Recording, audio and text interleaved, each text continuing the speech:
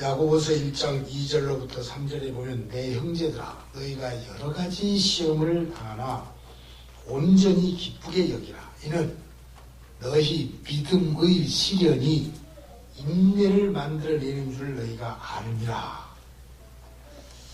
하나님은 이스라엘 백성을 홍해에서 광야로 인도하셨습니다. 사흘 길을 걸었습니다. 수르 광야에 도착했는데 직면한 문제는 물이 없는 것입니다.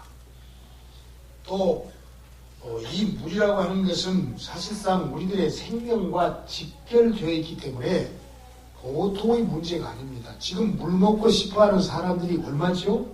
장정만 60만 명이니까 남녀와 아이들을 합치면 최소한 200만 명이 넘습니다. 그 사람들이 다 물을 먹고 싶어서 3일 동안 걸었는데 물이 없어요. 마침 마라라고 하는 곳에 이르렀는데 생물이 하나 발견됐습니다. 옳다 가서 먹어보니 쓰디쓴 물이었습니다. 22절로 23절 말씀을 보면은 사흘 길을 걸었으나 물을 얻지 못하고 마라에 이르렀더니 그곳 물이 써서 그 이름을 마라라고 했다. 마라라는 말이 쓰다 하는 말입니다.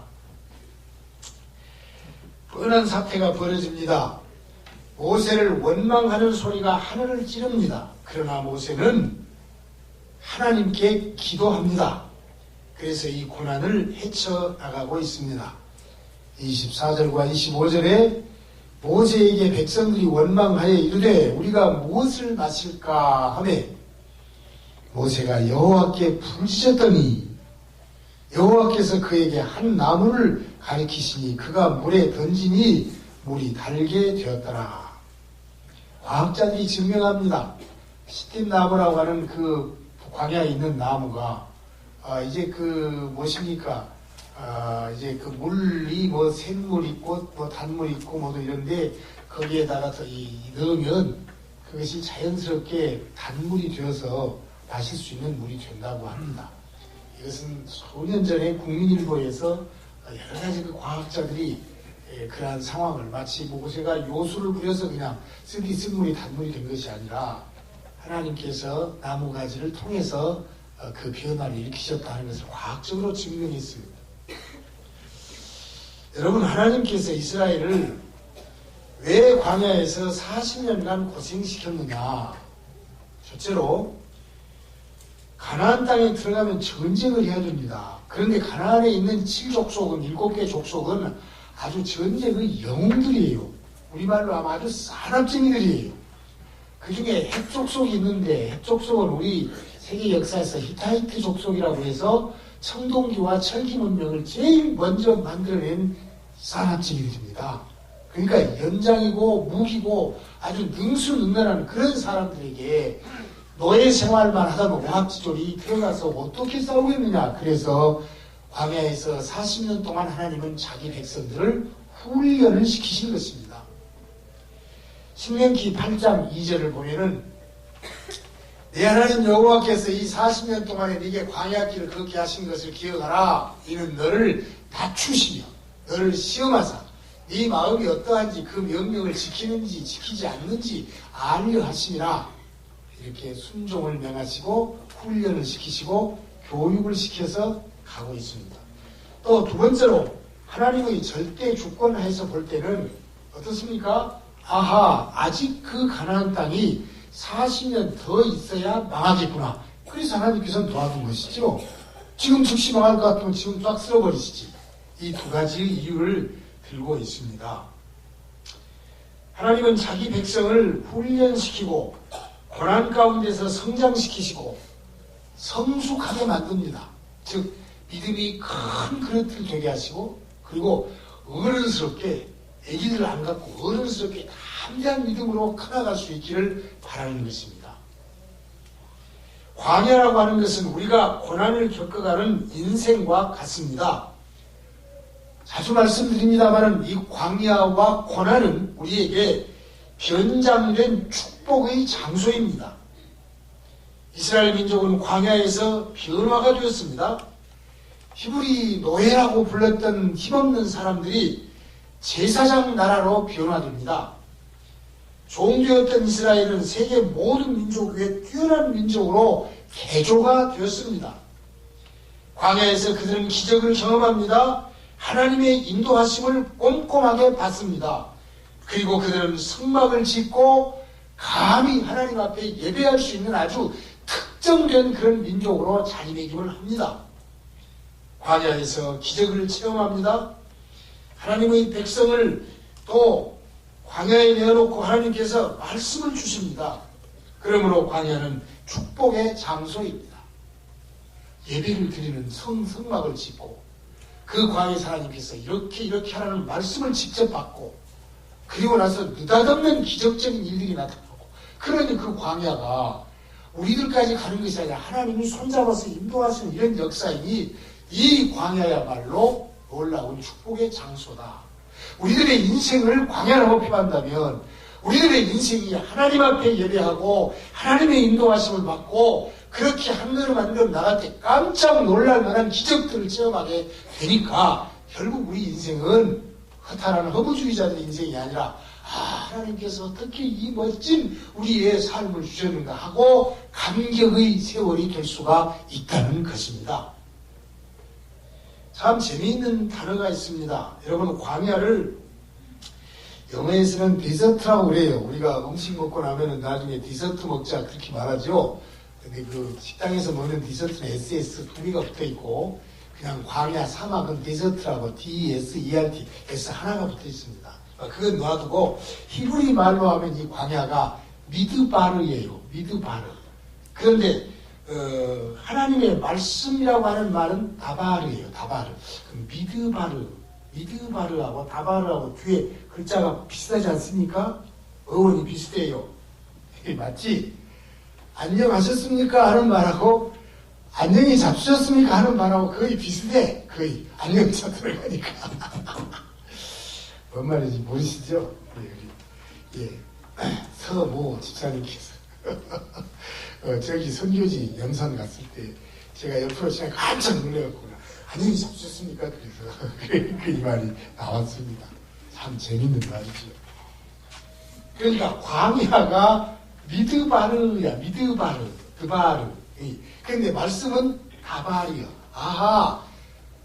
광야에서 사람들이 실망에 빠져 있으면 마음이 조용해가지고 근심 걱정하고 있을 때 우리들의 마음은 하나님의 말씀이 계신 지성소로 들어가서 하나님의 말씀을 다 받게 된다는 말. 그러니까 광야와 말씀과는 이런 연관성을 가지고 있습니다. 그러니까 여러분 고난을 당하면 아이고 나도 그것도 하고 절망하시지 말고 왜 이러지 하고 마음을 간직하고 깨끗하게 하면 하나님의 말씀이 솔솔솔솔 나와서 이렇게 해라 이렇게 해라 이렇게 하면 되지 않느냐 복을 받을 줄로 믿습니다. 광야는 버려진 땅이 아니라 축복의 땅입니다. 하나님이 임재를 경험하는 지성소입니다. 그래서 우리를 크게 키워가십니다. 자, 하나님이 광야에 이스라엘 백성들을 내어놓고 그 비전을 보십시오. 출애굽기 19장 5절 6절에 말씀합니다. 세계가 다 내게 속하였나니 너희가 내 말을 잘 듣고 내 언약을 지키면 너희는 모든 민족 중에서 내 소유가 되겠고 내 것이야. 우리를 하나님께서 내 것, 너는 내 것, 내 것. 예. 사탄이 손을 못해. 무슨 얼씨구 절씨구 해봤자 손을 못해. 너희는 내 것. 내 소유가 되겠고 너희가 내게 대해 제사장 나라가 되며 제사장은 무엇입니까? 이스라엘 백성들이 1년에 한 차례씩 죄졌다 하고 쭉 긋고 와서 제사장이 하나님 앞에 제물을 바쳐서 다 태워서 제사 드리고 나면은 하나님께서 용서했다 1년 끝 다음 해까지. 그러니까 너희는 내 것이고 너희는 제사장 나라라는 말은 너희들을 통해서 안 믿는 사람들이 내 앞에 와서 회개하고 하나님 나라 백성이 되도록 만드는 사람이 너희다. 광야에서 자기 백성을 시험하고 훈련시키면서 하나님이 주신 큰 비전입니다.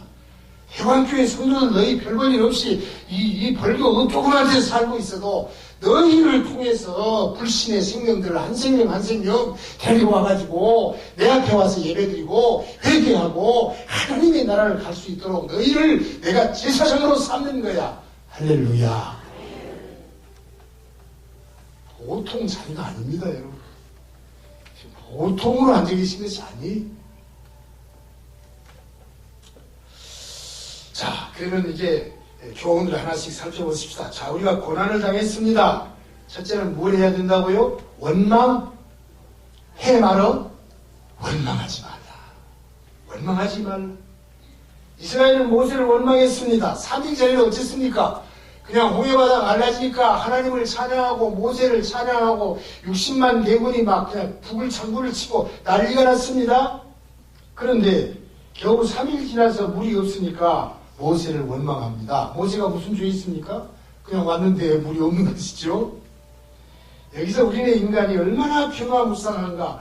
아니 사흘 전에 그 바다를 확 가르고 그냥 전차가 뒤에서 와도 다 물에 빠지고 우리만 쑥쑥 건넜는데 뒤돌아보면서 그러면 사흘 지났으니까 물이 없으면 무슨 수가 있겠지. 모세 뭐 수가 없는가 하고 모세를 바라보고 하나님을 바라보고 마음이 하나가 되어서 할 것인데 금방 변덕해가지고 3일 만에 야 이놈아 우리를 여기다 죽이려고 데리고 왔네 하고 원망을 한 것입니다.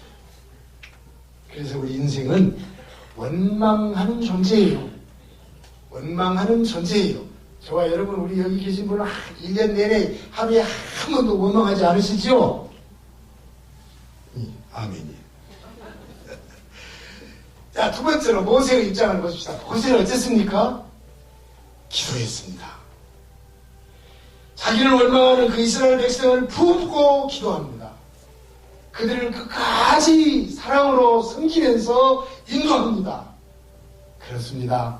잘 기억하십시오. 사람은 믿음의 대상이 아니고 사랑의 대상이다. 누구 믿지 마세요. 저 믿지 마세요. 믿음의 대상이 아니고 사랑해야 할 대상입니다. 믿음의 대상은 누구야? 하나님밖에 없어. 십자가에 예수밖에 없어. 하나님은 원망하는 이스라엘 민족을 사랑하셨습니다. 그들을 변화시켜서 세계 모든 민족의 뛰어난 민족으로 만드셨습니다. 모세는 성숙한 사람입니다. 고난을 만날 때마다 그는 자기에게 대들고 있는 그 사람들을 보고 그 사람들과 대화하려고 하지 않고 하나님만을 바라보았습니다. 고난을 당할 때 하나님만을 바라보시기를 바랍니다. 이스라엘 백성이 홍해 앞에서 얼마나 모세를 원망했습니까? 바로의 군대가 뒤에서 달려오니까 원망하면서 난리 법석을 쳤습니다. 하나님을 바라봐라. 어떻게 하나님 일하시나 봐. 출애굽기 14장 13절 말씀을 보겠습니다. 모세가 백성에게 이르되 너희는 두려워하지 말고 가만히 서서 여호와께서 오늘 너희를 위하여 행하시는 구원을 보라. 너희가 오늘 본 애굽 사람을 영원히 다시 보지 아니하리라. 원망하지 말고 여기까지 인도하신 하나님이 어떻게 또 나가는가를 봐. 자꾸 뒤돌아보지 말고 옛날 생각하지 말고 앞으로 하나님이 어떻게 이끌어가시는가를 봐라. 모세는 훌륭한 지도자입니다. 원망하는 이스라엘 백성과 싸우지 아니합니다. 그들을 있는 그대로 받아들입니다. 있는 그대로 사랑합니다. 하나님께 그들을 맡깁니다. 물론 필요할 때는 교육도 시키고 훈련도 시킵니다. 하나님만을 바라보게 만듭니다. 여러분 제가 목회하면서 나만 믿어라, 나만 따라와라, 내가 한 대로만 해라 그렇게 하면 되겠습니까? 그럼 나 없으면 어떻게?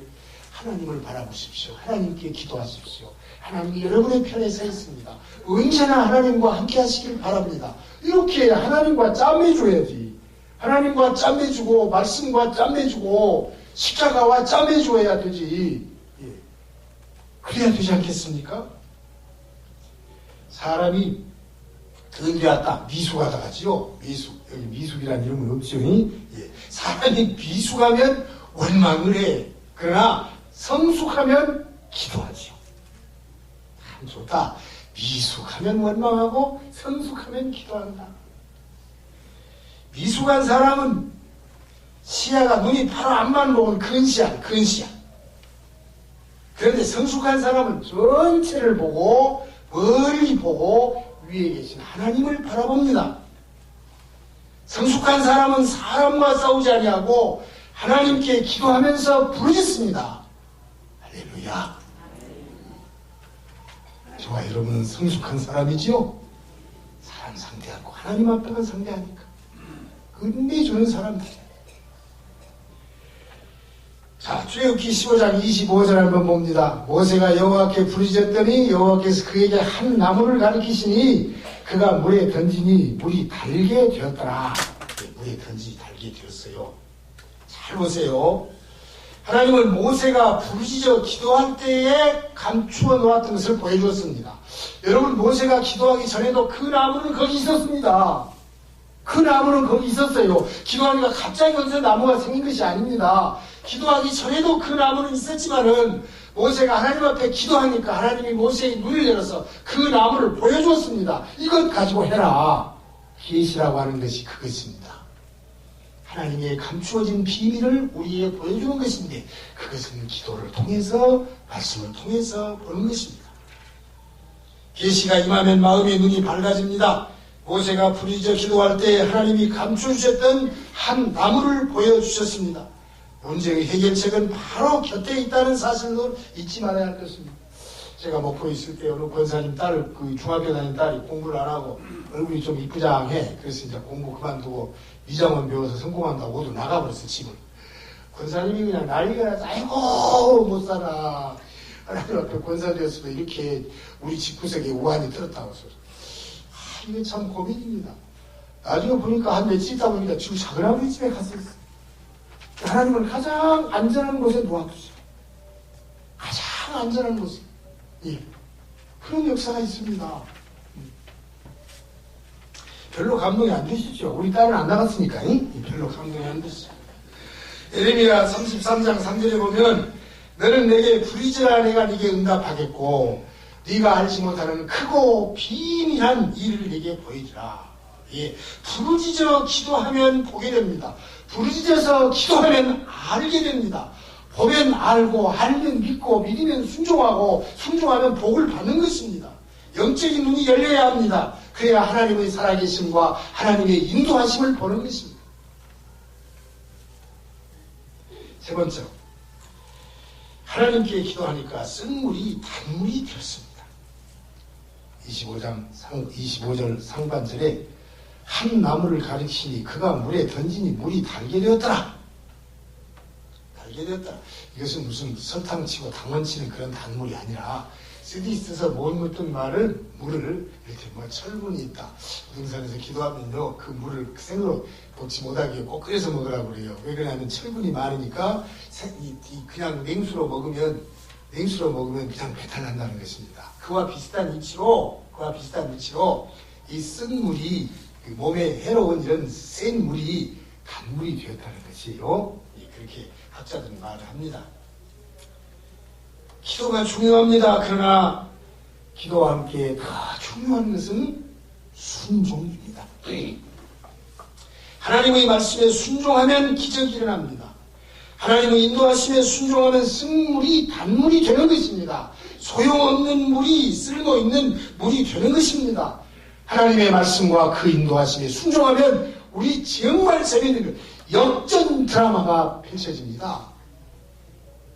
어제 우리 젊은 아이들 벌교 역전에서 찬송인데 그런 거 말고 역전 드라마 뒤집어져 버립니다. 하나님의 말씀에 순종하고 기도하고 하나님의 인도하심에 이거 틀렸는데 내 말이 안 맞는데 그러지 말고 찾아가고 따라가고 하면 하나님께서 언제 어느 때 뒤집어 버릴지 모르고 우리들의 인생을 역전 드라마로 성공시킨다고 합니다. 이 말하라고 하는 말은 룻기 1장에서 나오죠. 룻기 1장 20절 21절 한번 보십시다. 룻기 1장 20절 21절 나오미가 그들에게 이르되 나를 나오미라 부르지 말고 나를 마라라 부르라. 이는 전능자가 나를 심히 괴롭게 하셨습니다. 예. 나오미란 말은 찬송이고 즐겁다는 말이에요. 나오미. 그런데 남편 죽고 두 아들 죽어버리고 이제 탈탈 털고 고향으로 가려고 하니까 이게 무슨 꼴이요. 예. 그래서 하나님이 전능자가 나를 이렇게 쓰게 만들었으니 나보고 나오미라고 부르지 말고 마라라고 해라.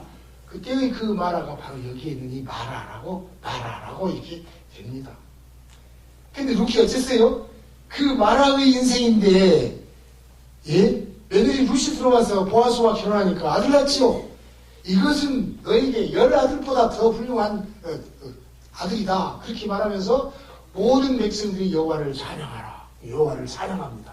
그러니까 고향을 떠나서 믿음의 사람이 돈 번다고 갔다가 남편 죽고 두 아들 죽고 아주 그냥 패가 망신하고 돌아오지만은 돌아오는 길에 하나님께서 며느리 한 나를 붙여주셔서 그 며느리가 들어와서 오벳을 낳고 이새를 낳고 다윗을 낳았으니, 예, 그러니까 그 며느리가 다윗의 증조 할머니가 되어서 온 주변의 백성들이 나오미여 붓을 통해서 당신이 찬양을 받을 것이다. 여호와를 찬양하라. 고난 끝에 하나님은 다시 찬양으로 복을 내리신 줄로 믿습니다. 자, 네 번째, 고난을 이겨내면 풍성한 축복을 더하십니다. 오늘 25절, 26절도 보십시다. 이르시되 너희가 너희 하나님 나 여호와의 말을 순종하고 내가 보기에 의를 행하며 내 계명에 귀를 기울이면, 이게 무엇입니까? 말씀이에요. 말씀을 듣고 계명 말씀이고 내 율법 이것도 말씀이고, 그러면 내 모든 규례 이것도 말씀이요. 말씀을 지키면 내가 애굽 사람에게 내린 모든 질병 중 하나도 너희에게 내리지 아니하리니 나는 너희를 치료하는 여호와이니라. 그래서 치료하는 여호와가 여호와 라파 이렇게 말해요. 그렇습니다. 하나님은 고난 이후에 말씀을 주셨습니다. 율법과 계명과 율례와 법도를 주신 것이 다 말씀을 주셨어요. 그 다음에 또 하나님은 고난 이후에 하나님의 이름을 통해서 축복하셨습니다. 여기서는 본문에서는 뭐였어요? 치료하는 여호와, 여호와 라파 이렇게 했어요. 바로 앞에 모세를 보낼 때 하나님이 가서 내가 하나님을 어떻게 소개할까요? 하나님 이름을 뭐라고 할까요? 그러니까 나는 스스로 있는 자니라. 자존자 그랬어요. 100살 되어서 아들을 겨우 주어가지고 그 아들을 잘 키워놓으니까 그거 불러 태워서 나에게 제물로 바쳐라. 참 속된 말로 아브라함 환장하겠어. 그 말을 들을 때. 그런데 그 아브라함은 아무 말 없이 침묵 속에서 하나님을 만난 다음에 그 아들을 데리고 모리아산으로 갔지 않습니까? 칼로 찔러 죽일 게 뭐라 했습니까? 하나님께서 수다! 네가 네 아들보다 나를 더 소중히 여기는 것을 내가 알았다. 그리고 나서 그 동네에 무슨 말씀을 주셨어요? 여호와 이래. 여덟에 아우레가 아니라 이래. 여호와 이래. 하나님이 준비해 놓으신 양이 있었어요. 하나님이 준비해 놓으신 양이 있었어요. 그렇게 고난, 슬픔, 비극 그걸 이기고 나가니까 양을 하나 줘놓고 대신 죽이라고 해놓고 너는 이 세상 만민 열방 중에 최고의 이름이다. 아브라함이라고 이렇게 했습니다. 아말렉이 이스라엘 백성을 뒤쫓아와서 막 그냥 치고받고 했습니다. 못되고 비겁한 것입니다. 그래서 하나님께서 아말렉을 이 세상에서 싹 없애버리란다. 아니 정면으로 싸우면 어른들끼리 싸울 것인데 제일 뒤처진 노약자들을 뒤에서부터 야금야금 치고 달려오니까 이런 몰지각한 것이 어디가 있느냐. 모세가 하나님 앞에 기도했습니다. 아론과 훌이 옆에 따랐습니다. 여호수아가 나가서 막 때려 부셨습니다. 그때 하나님의 이름은 무엇이었습니까? 여호와 니시 승리의 깃발이었습니다. 오늘 전능하신 하나님이라는 말은 참 재밌습니다. 엘샤다이라고 하는 말인데요. 이것은 풍족하다는 뜻이 있고 전능하다는 뜻이 있는데 더 깊이 들어가면 어머니의 젖가슴이라는 뜻이 있어요. 어머니의 젖가슴. 예. 우리 애기들 하루 종일 울어서 목이 쉬다가 엄마가 딱 와서 딱 가슴 벌리면 그냥 찰싹 들러붙어서 하고 막 촉촉촉촉촉 아 그렇지 않습니까? 제가 좀 흉을 잘못 해서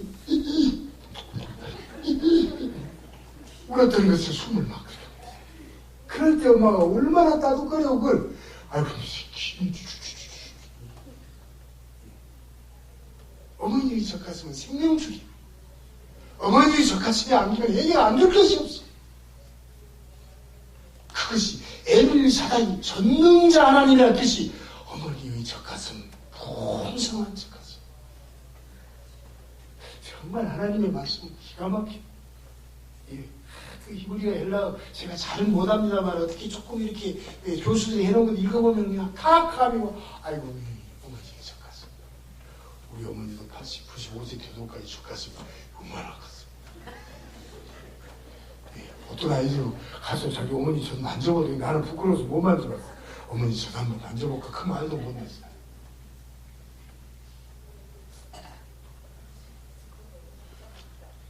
자, 예수님의 이름을, 그 하나님의 이름의 비밀을 알게 되면 그 이름을 부르면서 찬송할 수밖에 없습니다.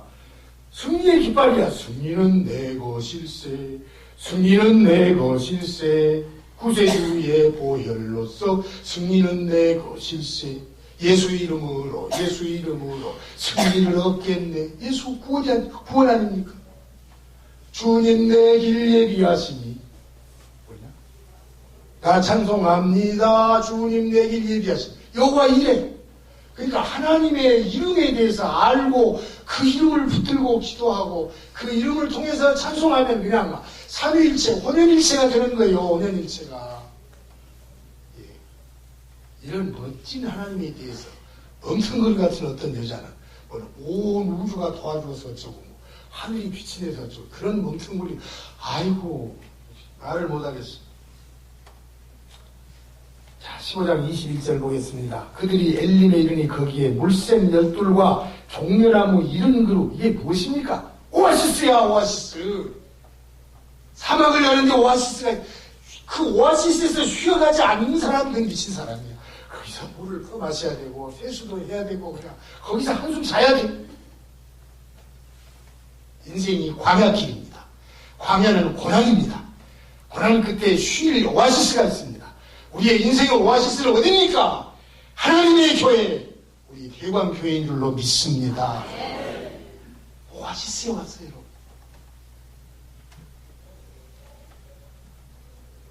수고하고 무거운 짐진 자들아 다 내게로 오라. 마태복음 11장 28절, 내가 너희를 쉬게 하리라.